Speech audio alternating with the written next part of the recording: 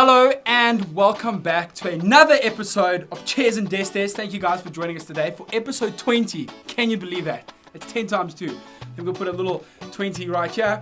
Bing! Thank you guys. So, as you guys can tell already, back home, this is a bit of a different style. Usually we got the chairs there, yonder in the background, as you can see. But today, our very special guests are all the way in another country, another hemisphere called Cape Town, Cape Tonia. Guys, please give it up and show some love for Joint Canna Consultants. Guys, welcome to the show. What's up, Woo! man? There we go. This is, guys, we are breaking ground here. This is groundbreaking technology and my computer with the updates. Thank you so much for joining us today, gents. It's a real pleasure. Sorry we couldn't fly up here. We don't have a budget. We've never had a budget, and we probably never will have a budget. So, fuck me, right?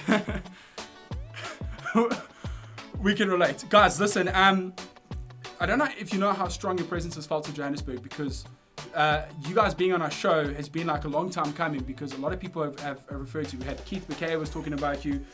We had, who else was chatting about the Two Girls One Bowl show? We had them on, and just in passing as well we got. So I mean, for us it's quite an honor to have you on here today.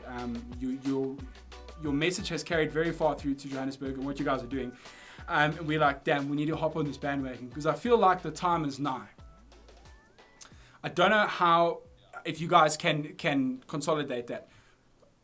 When the time is nigh, if that even is a thing, how far are we away from South Africa possibly having legal cannabis usage across all boards, all platforms in the nation? If maybe that sentence was confusing, but how close are we? You're the right guys to ask. I mean, okay, I can't actually tell you like that, but what I can say is that in the next 10 months, government has to put down some form of law around this, because that's what the Constitutional Court ruled, was that the government has 24 months to put out basically a legal framework that we can work around with this. How that will roll out, I don't know. Yeah. But I'm hoping that it is in a way that does encompass a majority of the people in South Africa. Okay, cool. So, I mean, that leads me on to actually my first proper question here is, you guys have obviously done a bit of work with the Dacha couple, or maybe not work, correct me if I'm wrong, or associated with them. And maybe it's a strong stance to take, but I feel like they are one of the foremost voices of legalizing marijuana and pushing it in this country. So what's your guys' relationship like with them? How much do you work with them? And you guys being cannabis media consultants, or more of a media brand as opposed to a legal entity, do you guys have a working relationship with them? And do you ever cross paths quite often with the Dacha couple? We do, but it's more of a mentor relationship, really, because they've been they're mentoring you. Yeah, entirely. I mean, they're people that they've always sort of personally and professionally played a significant role in not only our view of cannabis itself as a plant, as a resource, as a potential market, but also in the way it should be applied as in a for the people stance. It's sort of, look, as much as we're our own entity and our own personalities, they very much fed the fire that formed us. Yeah, a lot of our views and a lot of our ethos comes from what they've been fighting for the last 7 to 8 years. And that's where we stand now with them.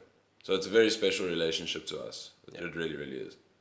Yeah, I can understand that. I feel like they've inspired lots of people to come out.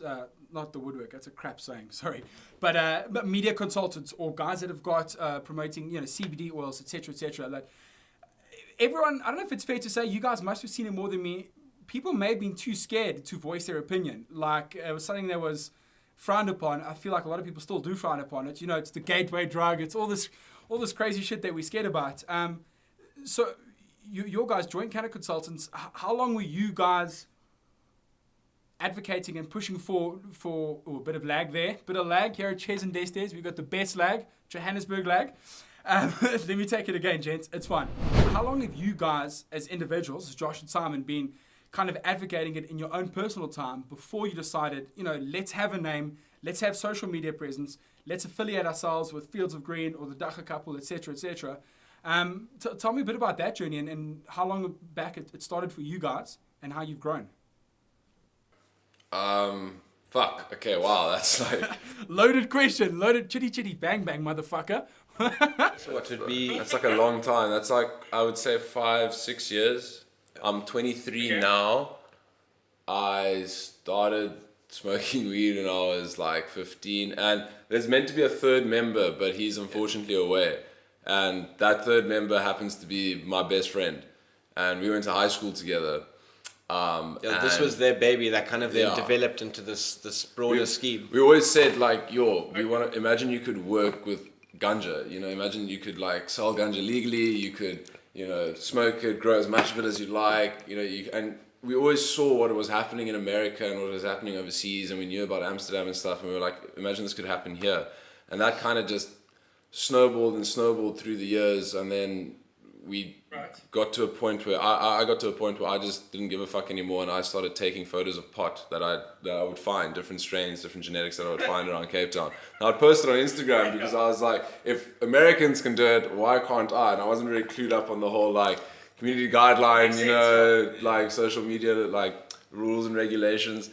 So that happened, and then when the Constitutional Court ruled, I think that's when Con and myself sat down and we were like, yo dude, this is like now the time to get shit started. Like, let's actually legitimize this in some way. Let's create a name, let's build a brand. We don't know what we want to do, but let's just put something down. And we started, and we found Simon. Simon's actually Connor's cousin. Yeah.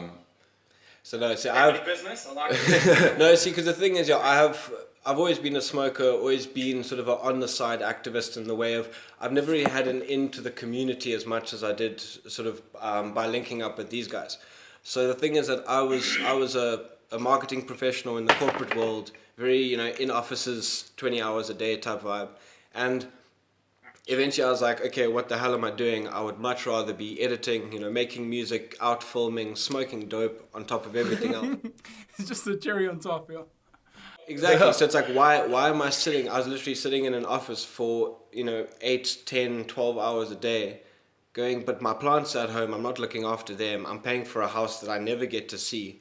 What the fuck is going on here? And from that, I was like, as soon as they came and said, right, we need the media, we need the social media, we need that presence. I was like, cool, in it for good. That's exactly what I want to do, and that's what we're going to do.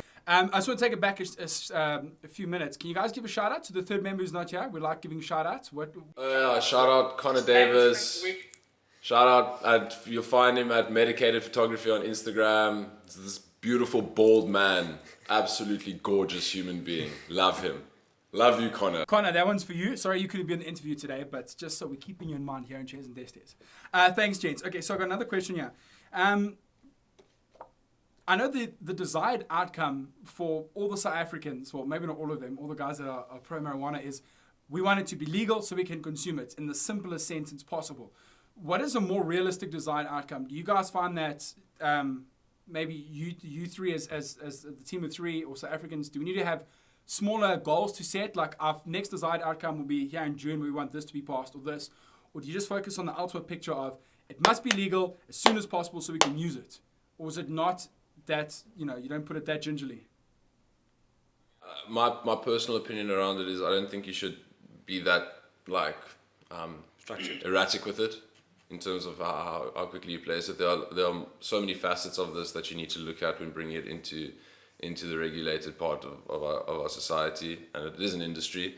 But really, if people want to know how this is wanting to go down, and if there's an opinion to be looked at, it's this. This is the Dacha couples, or this is Fields of Green for All and the Dacha couples. Awesome manifesto for policy reform. It's an interactive document. This is the third edit of it. So this, dude, I can talk, but this thing, which is 70 pages long, will tell you legitimately fucking everything. Okay. This is what you want to read up. Where do we find that? Maybe just give me 1 or 2 bits of information about that. So this is Field. You'll find this on Fields of Green for All. Right. This is their reform manifesto. You can download it. You can buy it. You buy it, but you can get the digital copy as well. And this tells you everything, dude. This is their work put into this. It's incredible. It's absolutely incredible. Really grail. Yeah, no real. Yeah. Because it really comes down to... it really comes down to the thing that Myrtle kind of pushes and really showed us, which is almost so simple that people overlook it, is the fact that how can you possibly know what you want out of anything, or how can you possibly achieve anything rather, if you don't know what it is that you want? If you haven't got the goalposts, what are you working towards? Yeah. And it's that's what this is all about. It's setting those goalposts. It's saying, right, what does South Africa as a whole want? What is the best way to utilize this resource, and how can we work towards that goal? Like, yeah, there are 1,000 peripherals that come in along with it and need to be worked out. But what is the defined, focused goal of everything? That's basically what the desired outcomes is putting together. So, what avenue do you guys play in? I understand the media, but what is Joint Canna Consultants pushing on exclusively? Everyone aside, like, what do we need to know about you guys? And how can people support a cause from your side? Or is there even a cause? Is it just light-hearted, or is it quite serious? No, look, it's all about the good word. I mean, not to sound weirdly religious about it, but it's... Well, we just showed us the Bible. We just saw the Bible. Fair enough. No, I mean, it's... I mean, how can we even say this? You want to maybe... Wow. JCC is... I think it's our attempt at showing people I don't know, like a new way of considering pot, you know, and for a long time it's been this like tarnished thing, and it's you can watch anything you want on liquor on TV and adverts and all these things, but you cannot see weed anywhere, you know, and it's fucking bullshit. Like, you can't do it on YouTube, you can't do it on fucking Instagram, you have to go onto these other social platforms that aren't really that great in terms of their foundation and structure, but they allow you to do it, and that's, in our opinion, is crap. You know, I want to be able to put this out there. I want to be able to put my story and the work we do out to the world, because we want it to be taken seriously in a way of that we do it professionally and we do enjoy what we do. And just because we put weed in it doesn't fucking mean now I'm not allowed to brand it or expose it in the same way that any other commercial media brand would with any other product or any other thing. We also, I mean... Right. The other element of it that we find as well is that because of all these restrictions that have been placed, a lot of brands that are coming up don't have a way to actually get the same foundation that any other industry would get, right? There's no way to boost their paid ads. There's no way to make a splash. There's nothing they can do without putting focus on themselves or hurting their brand by through paid marketing. So in that way, it's also a good way we can act as a voice for people who don't really have such a voice, or can't be a voice, or can't have a voice for certain reasons.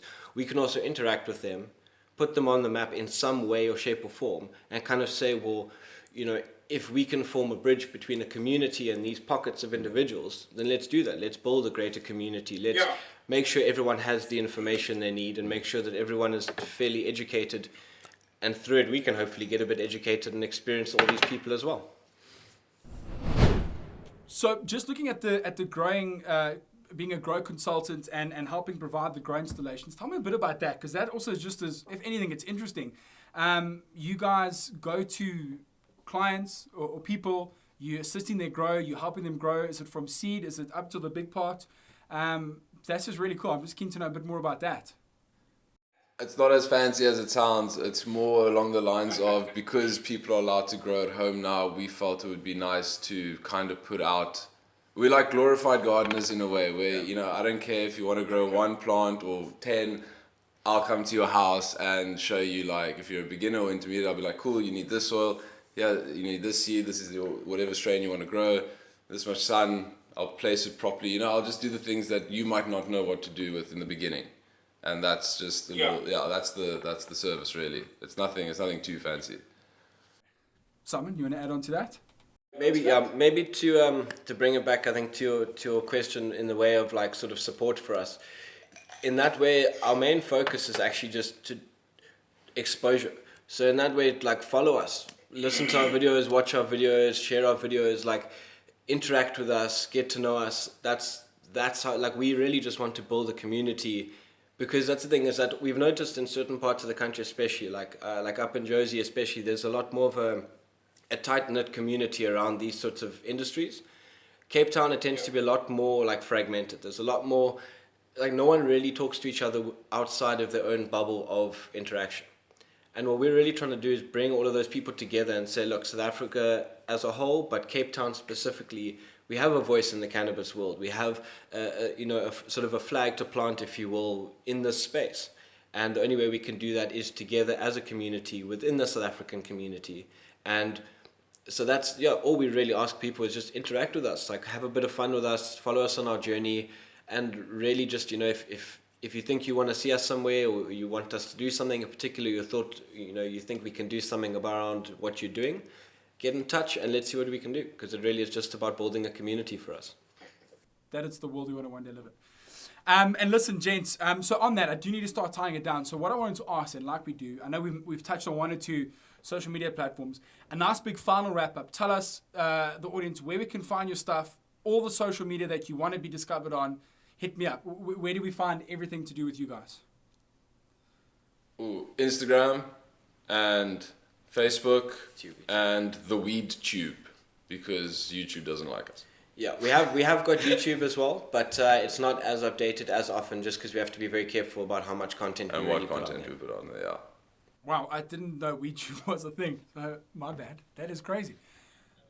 It really is. It's sort of slowly growing. It's not exactly a high traffic zone, but it's somewhere we can at least put that side of our marketing and that side of our content. Cool. Thank you very much. And thank you guys so much for tuning in today. You were part of history if you did watch Chairs and Desks today. It's our first time ever we've had a telephonic interview all the way from Cape Town, Voltopia, in another dystopian future, which is its own place. Thanks again to you guys, Josh and Simon from Joint Canna Consultants, for jumping on. We really appreciate it. Hopefully we can do another interview in like a year's time, and we could have another crazy thing to talk about, depending on how the rest of the year goes. But guys, big ups to you. Appreciate it. Back at home, please like and subscribe. I ask you every fucking week and you still don't do it. It's easy. The button's just down there. It's right down there. You just have to scroll down and push subscribe once. And now we did this for you. We got Joint Canna Consultants on and you're still not subscribing. But thank you guys very much. And a big shout out to you guys. Listen, one more time, I do appreciate your patience. I know we had some signal issues, but we did a solid interview. Thank you very much, gents. Thanks, dude. Thanks a lot. Have a good one. We got Barry on sound. How's it going? We're good, man. John on camera duty. Hey guys. And then we got Uli, the social media areas. What's up, guys?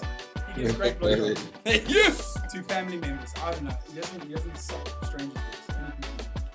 Makes sense. But so guys, you are episode 20. And I think we're releasing 19 next week Wednesday with Wednesday coming. Pete Blackbeard. Yo, we got Pete Blackbeard next week, so you guys will be on in 2 weeks' time. So that's it. I'll touch base with you guys on WhatsApp maybe later today or kind of in the week. There's not much else.